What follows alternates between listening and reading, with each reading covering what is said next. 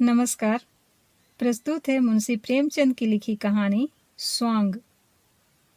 राजपूत खानदान में पैदा हो जाने से ही कोई सुरमा नहीं हो जाता और न नाम के पीछे सिंह की दुम लगा देने से ही बहादुरी आती है।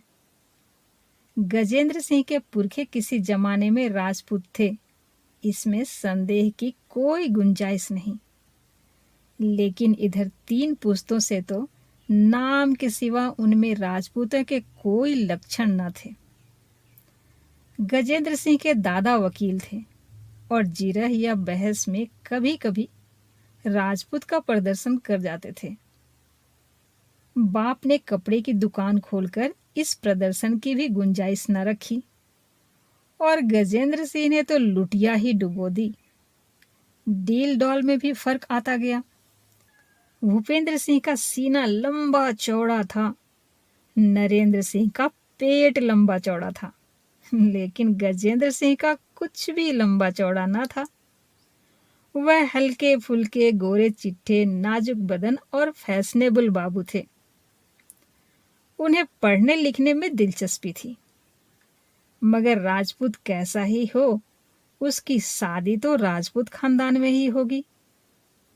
गजेंद्र सिंह की शादी जिस खानदान में हुई थी, उस खानदान में राजपूती जौहर बिल्कुल फना न हुआ था। उनके ससुर पेंशन सूबेदार थे, साले शिकारी और कुश्तीबाज। शादी हुए 2 साल हो गए थे, लेकिन अभी तक एक बार भी ससुराल ना आ सका। इम्तिहानों से फुर्सत ही ना मिलती थी, लेकिन अब पढ़ाई खत्म हो चुकी थी, नौकरी की तलाश थी। इसलिए अब की होली के मौके पर ससुराल से बुलावा आया तो उसने कोई हील हुज्जत ना की। सूबेदार की बड़े बड़े अफसरों से जान पहचान थी। फौजी अफसरों की हुक्म कितनी कद्र और कितनी इज्जत करते हैं, यह उसे खूब मालूम था। समझा मुमकिन है सूबेदार साहब की सिफारिश से नायब तहसीलदार में नामजद हो जाए। इधर श्याम दुलारी से भी साल भर से मुलाकात नहीं हुई थी। एक निशाने से 2 शिकार हो रहे थे। नया रेशमी कोट बनवाया और होली के एक दिन पहले ससुराल जा पहुंचा। अपने ग्रांडिल सालों के सामने बच्चा सा मालूम होता था। तीसरे पहर का वक्त था। गजेंद्र सिंह अपने सालों से विद्यार्थी काल के कारनामे बयान कर रहा था।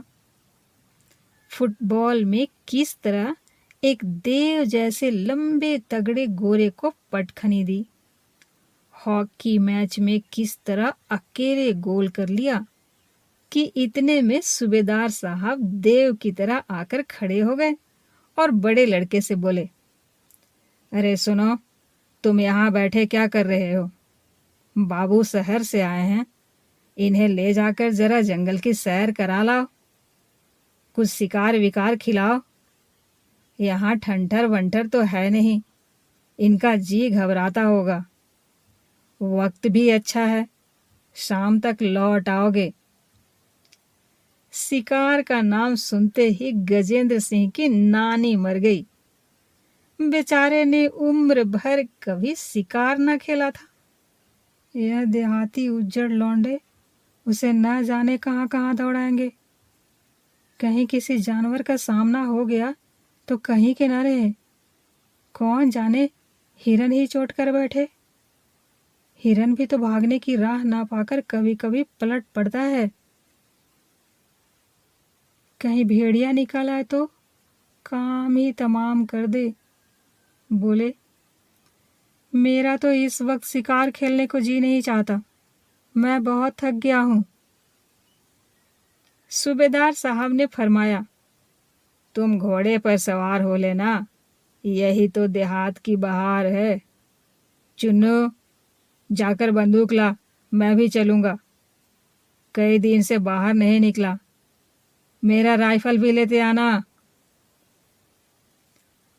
चुन्नू और मुन्नू खुशी खुशी बंदूक लेने दौड़े। इधर गजेंद्र की जान सूखने लगी। पछता रहा था कि नाहक इन लौंडों के साथ गपशप करने लगा। जानता कि यह बला सिर पर आने वाली है तो आते ही फौरन बीमार बनकर चारपाई पर पड़ रहता। अब तो कोई हिला भी नहीं कर सकता।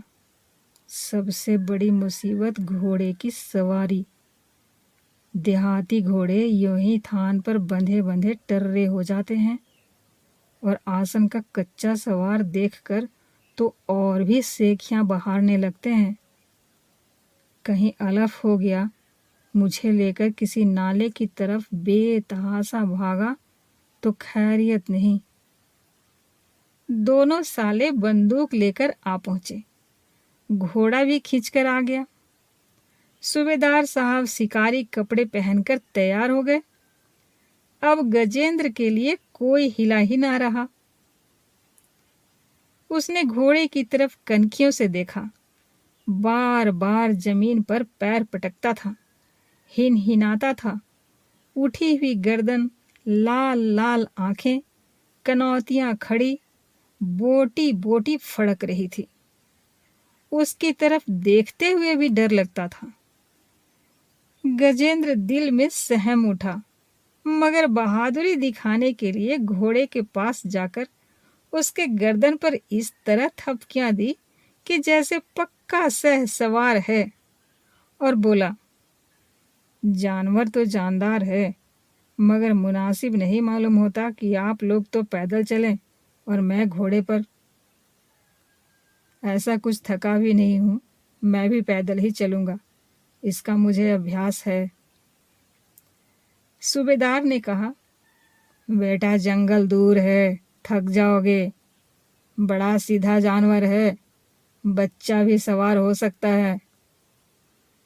गजेंद्र ने कहा, जी नहीं, मुझे भी यूं ही चलने दीजिए। गपशप करते हुए चलेंगे, सवारी में वह लुत्फ कहाँ। आप बुजुर्ग हैं, सवार हो जाएं। चारों आदमी पैदल चले। लोगों पर गजेंद्र की इस नम्रता का बहुत अच्छा असर हुआ। सभ्यता और सदाचार तो शहर वाले ही जानते हैं, तिस पर इल्म की बरक। थोड़ी दूर बाद पथरीला रास्ता मिला। एक तरफ हरा भरा मैदान, दूसरी तरफ पहाड़ का सिलसिला। दोनों ही तरफ बबूल, करील, करौंदे और ढाक के जंगल थे। सूबेदार साहब अपनी फौजी जिंदगी के पिटे हुए किस्से कहते चले जाते थे। गजेंद्र तेज चलने की कोशिश कर रहा था, लेकिन बार बार पिछड़ जाता था और उसे 2-4 कदम दौड़कर उनके बराबर होना पड़ता था। पसीने से तर हांफता हुआ अपनी बेवकूफी पर पछताता चला जाता था। यहाँ आने की जरूरत ही क्या थी। श्याम दुलारी महीने 2 महीने में आ ही जाती। मुझे इस वक्त कुत्ते की तरह दौड़ते आने की क्या जरूरत थी। अभी से यह हाल है, शिकार नजर आ गया तो मालूम नहीं क्या आफत आएगी। मील 2 मील की दौड़ तो उनके लिए मामूली बात है, मगर यहाँ तो कचूमर ही निकल जाएगा। शायद बेहोश होकर गिर पड़ूं। पैर अभी से मन मन भर के हो रहे थे। एकाएक रास्ते में सेमल का एक पेड़ नजर आया। नीचे लाल लाल फूल बिछे हुए थे, ऊपर सारा पेड़ गुलनार हो रहा था। गजेंद्र वहीं खड़ा हो गया और उस पेड़ को मस्तानी निगाहों से देखने लगा। चुन्नू ने पूछा, क्या है जीजाजी, रुक कैसे गए? गजेंद्र सिंह ने मुग्ध भाव से कहा, कुछ नहीं, इस पेड़ का आकर्षक सौंदर्य देखकर दिल बाग बाग हुआ जा रहा है। आहा, क्या बहार है, क्या रौनक है, क्या शान है कि जैसे जंगल की देवी ने गोधीली के आकाश को लज्जित करने के लिए केसरिया जोड़ा पहन लिया हो। या ऋषियों की पवित्र आत्माएं अपनी शाश्वत यात्रा में यहाँ आराम कर रही हों, या प्रकृति का मधुर संगीत मूर्तिमान होकर दुनिया पर मोहिनी मंत्र डाल रहा हो। आप लोग शिकार खेलने जाइए, मुझे इस अमृत से तृप्त होने दीजिए। दोनों नौजवान आश्चर्य से गजेंद्र का मुंह ताकने लगे। उनकी समझ ही में न आया कि यह महाशय कह क्या रहे हैं। देहात के रहने वाले, जंगलों में घूमने वाले, सेमल उनके लिए कोई अनोखी चीज न थी। उसे रोज देखते थे, कितनी ही बार उस पर चढ़े थे, उसके नीचे दौड़े थे, उसके फूलों की गेंद बनाकर खेले थे। उन पर यह मस्ती कभी न छाई थी। सौंदर्य का उपभोग करना बेचारे क्या जाने। सूबेदार साहब आगे बढ़ गए थे। इन लोगों को ठहरा हुआ देखकर लौट आए और बोले, क्यों बेटा, ठहर क्यों गए? गजेंद्र ने हाथ जोड़कर कहा, आप लोग मुझे माफ कीजिए, मैं शिकार खेलने न जा सकूंगा। फूलों की यह बहार देखकर मुझ पर मस्ती सी छा गई है। मेरी आत्मा स्वर्ग के संगीत का मजा ले रही है। आहा, यह मेरा ही दिल जो फूल बनकर चमक रहा है।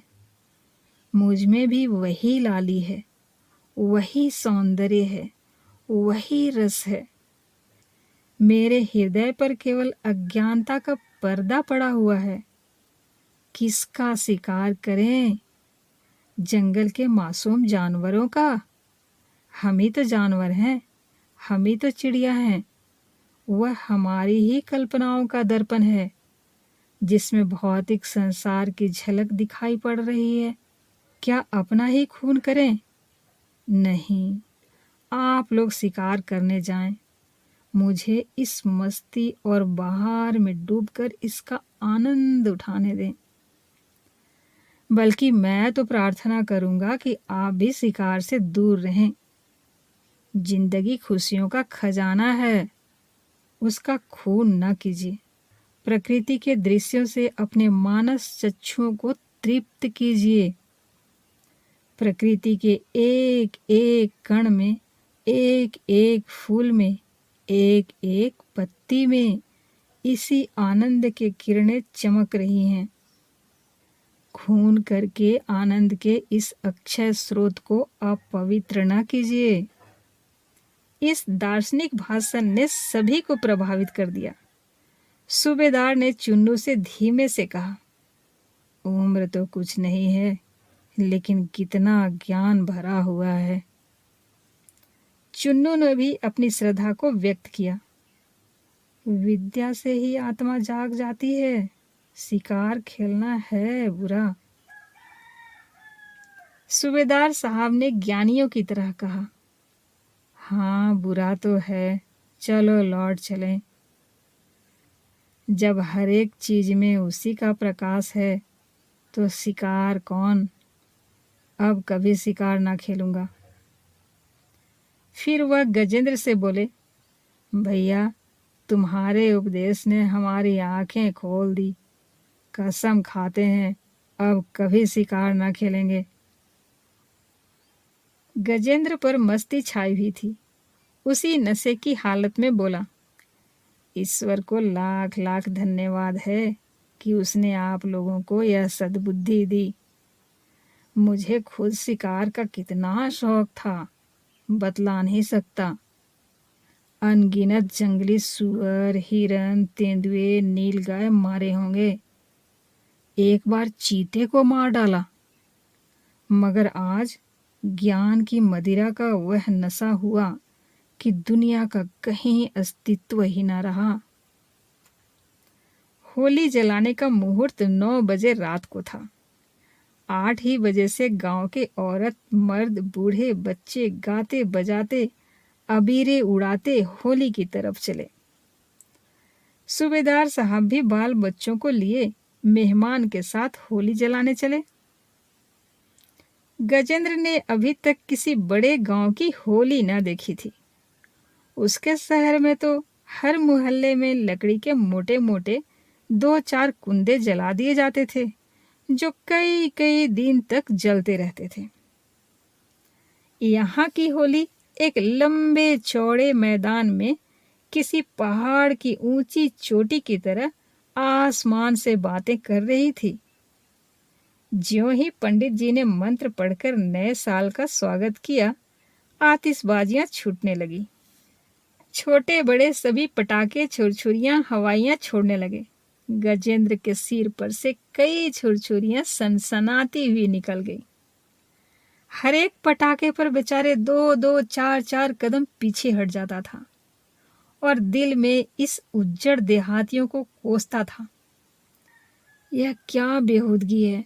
बारूद कहीं कपड़े में लग जाए, कोई और दुर्घटना हो जाए तो सारी शरारत निकल जाए। रोज ही तो ऐसी वारदातें होती रहती हैं, मगर इन गंवारों को क्या खबर। यहाँ दादा ने जो कुछ किया वही करेंगे, चाहे उसमें कुछ तुक हो या ना हो। अचानक नजदीक से एक बम गोला की छूटने की गगनभेदी आवाज हुई कि जैसे बिजली कड़की हो। गजेंद्र सिंह चौंक कर कोई 2 फीट ऊंचे उछल गए। अपनी जिंदगी में वह शायद कभी इतना न कूदे थे। दिल धक धक करने लगा, गोया तोप के निशाने के सामने खड़े हों। फौरन दोनों कान उंगलियों से बंद कर लिए और 10 कदम पीछे हट गए। चुन्नू ने कहा, जीजा जी आप क्या छोड़ेंगे, क्या लाऊं? मुन्नू बोला, हवाइयां छोड़िए जीजा जी, बहुत अच्छी है, आसमान में निकल जाती है। चुन्नू बोला, हवाइयां बच्चे छोड़ते हैं कि या छोड़ेंगे, आप बम गोला छोड़िए भाई साहब। गजेंद्र ने कहा, भाई मुझे इन चीजों का शौक नहीं, मुझे तो ताजुब हो रहा है, बूढ़े भी कितने दिलचस्पी से आतिशबाजी छोड़ रहे हैं। मुन्नू ने कहा, 2-4 मेहताबियां तो जरूर छोड़िए। गजेंद्र को मेहताबियां निरापद जान पड़ी। उनकी लाल हरी सुनहरी चमक के सामने उनके गोरे चेहरे और खूबसूरत बालों और रेशमी कुर्ते की मोहकता कितनी बढ़ जाएगी। कोई खतरे की बात भी नहीं, मजे से हाथ में लिए खड़े हैं। गुल टप टप नीचे गिर रहा है और सबकी निगाहें उनकी तरफ लगी हुई हैं। उनकी दार्शनिक बुद्धि भी आत्म प्रदर्शन की लालसा से मुक्त न थी। फौरन मेहताबी ले ली, उदासीनता की एक अजब शान के साथ। मगर पहली ही मेहताबी छोड़ना शुरू की थी कि दूसरा बम गोला छूटा। आसमान कांप उठा। गजेंद्र को ऐसा मालूम हुआ कि जैसे कान के पर्दे फट गए या सिर पर कोई हथौड़ा गिर पड़ा। मेहताबी हाथ से छूटकर गिर पड़ी और छाती धड़कने लगी। अभी इस धमाके से संभलने न पाए थे कि दूसरा धमाका हुआ। जैसे आसमान फट पड़ा, सारे वायुमंडल में कंपन सा आ गया। चिड़िया घोंसलों से निकल निकल शोर मचाती हुई भागी। जानवर रस्सियां तुड़ा तुड़ा कर भागे और गजेंद्र भी सिर पर पांव रखकर भागे। सरपट और सीधे घर पर आकर ही दम लिया। चुन्नू और मुन्नू दोनों घबरा गए। सूबेदार साहब के होश उड़ गए। तीनों आदमी बगटुट दौड़े हुए गजेंद्र के पीछे चले। दूसरों ने जो उन्हें भागते देखा तो समझे शायद कोई वारदात हो गई। सब के सब उनके पीछे हो लिए। गांव में एक प्रतिष्ठित अतिथि का आना मामूली बात न थी। सब एक दूसरे से पूछ रहे थे, मेहमान को हो क्या गया, माजरा क्या है, क्यों यह लोग दौड़े जा रहे हैं। एक पल में सैकड़ों आदमी सूबेदार साहब के दरवाजे पर हाल चाल पूछने के लिए जमा हो गए। गांव का दामाद कुरूप होने पर भी, दर्शनीय और बदहाल होते हुए भी सबका प्रिय होता है। सूबेदार ने सहमी हुई आवाज में पूछा, तुम वहां से क्यों भाग आए भैया? गजेंद्र को क्या मालूम था कि उसके चले आने से यह तहलका मच जाएगा, मगर उसके हाजिर दिमाग ने जवाब सोच लिया था, और जवाब भी ऐसा कि गांव वालों पर उसकी अलौकिक दृष्टि की धाक जमा दे। बोला, कोई खास बात न थी, दिल में कुछ ऐसा ही आया कि यहाँ से भाग जाना चाहिए। नहीं, कोई बात जरूर थी। आप पूछकर क्या करेंगे? मैं उसे जाहिर करके आपके आनंद में विघ्न नहीं डालना चाहता। जब तक बतला न दोगे बेटा, हमें तसल्ली नहीं होगी। सारा गांव घबराया हुआ है। गजेंद्र ने फिर सूफियों का सा चेहरा बनाया, आंखें बंद कर ली, जम्हाइयां ली और आसमान की तरफ देखकर बोले, बात यह है कि ज्यों ही मैंने मेहताबी हाथ में ली, मुझे मालूम हुआ जैसे किसी ने उसे मेरे हाथ से छीनकर फेंक दिया। मैंने कभी आतिशबाजियां नहीं छोड़ी, हमेशा उनको बुरा भला कहता रहा हूं। आज मैंने वह काम किया जो मेरी अंतरात्मा के खिलाफ था। बस गजब ही तो हो गया। मुझे ऐसा मालूम हुआ जैसे मेरी आत्मा मुझे धिक्कार रही है।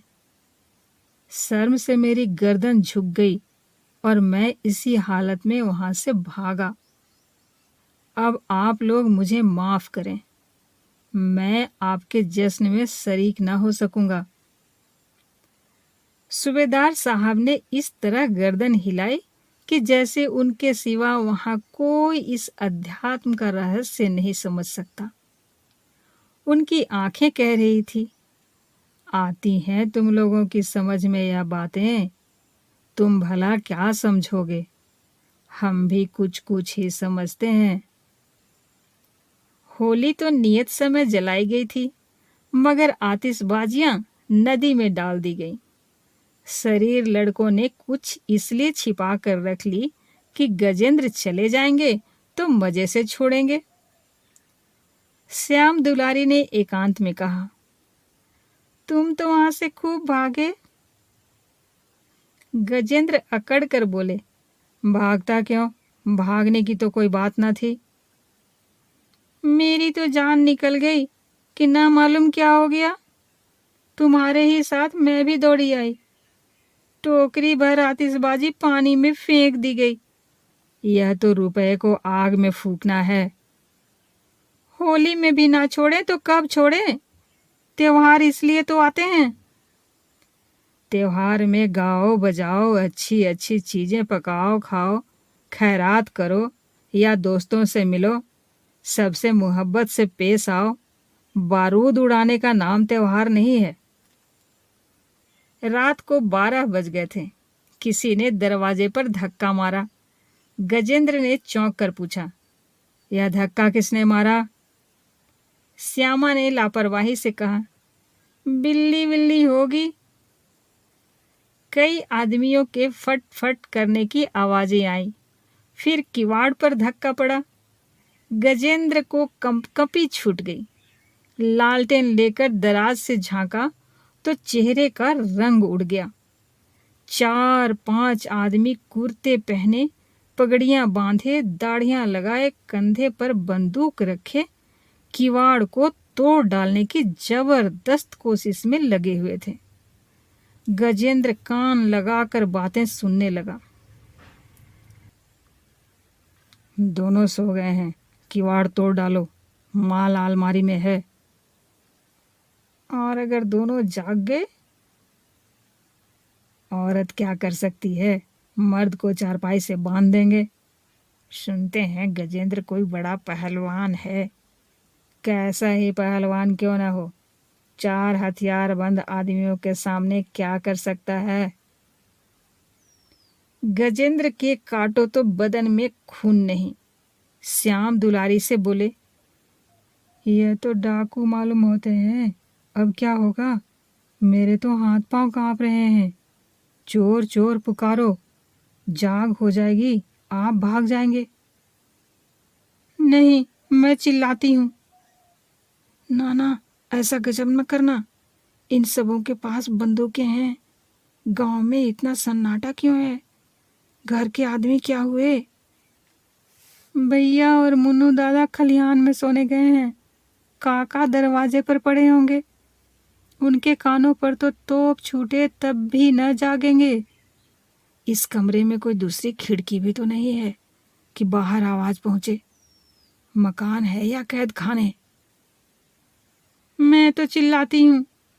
अरे नहीं भाई, क्यों जान देने पर तुली हो? मैं सोचता हूँ हम दोनों चुपचाप लेट जाएं और आंखें बंद कर लें।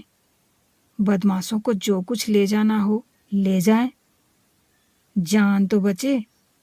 देखो किवाड़ हिल रहे हैं, कहीं टूट न जाए।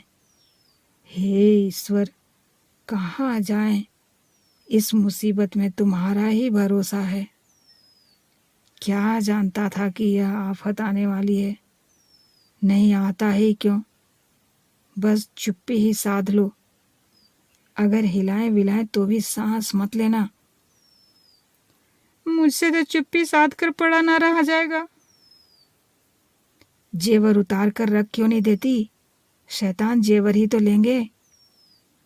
जेवर तो ना उतारूंगी, चाहे कुछ ही क्यों ना हो जाए। क्यों जान देने पर तुली हुई हो? खुशी से तो जेवर ना उतारूंगी, जबरदस्ती की बात और है। खामोश, सुनो सब क्या बातें कर रहे हैं। बाहर से आवाज आई, किवाड़ खोल दो, नहीं तो हम किवाड़ तोड़कर अंदर आ जाएंगे। गजेंद्र श्याम दुलारी से मिन्नत करने लगा। श्यामा, मेरी बात मानो, जेवर उतार कर रख दो। मैं वादा करता हूँ बहुत जल्दी नए जेवर बनवा दूंगा। बाहर से आवाज आई, क्यों आई? बस 1 मिनट की मोहलत और देते हैं। अगर किवाड़ ना खोले तो खैरियत नहीं। गजेंद्र ने श्याम दुलारी से पूछा, खोल दूं? हाँ, बुला लो, तुम्हारे भाई बंद है ना, वह दरवाजे को बाहर से धकेलते हैं, तुम अंदर से बाहर को ठेलो। और जो दरवाजा मेरे ऊपर गिर पड़े, 5-5 जवान हैं, वे कोने में लाठी रखी है, लेकर खड़े हो जाओ। तुम पागल हो गई हो? चुन्नी दादा होते तो 5 को गिरा देते। मैं लठबाज नहीं हूं। तो आओ, मुंह ढांप कर लेट जाओ, मैं उन सबों से समझ लूंगी। तुम्हें तो औरत समझ कर छोड़ देंगे, माथे तो मेरे आएगी। मैं तो चिल्लाती हूँ। तुम मेरी जान लेकर छोड़ोगी। मुझसे तो अब सब्र नहीं होता, मैं किवाड़ खोल देती हूँ। उसने दरवाजा खोल दिया। 5 चोर भड़बड़ा कर घर में घुस आए। एक ने अपने साथी से कहा, मैं इस लौंडे को पकड़े हुए हूं, तुम औरत के सारे गहने उतार लो। दूसरा बोला, इसने तो आंखें बंद कर ली, अरे तुम आंखें क्यों नहीं खोलती जी? तीसरा, यार औरत तो हसीन है।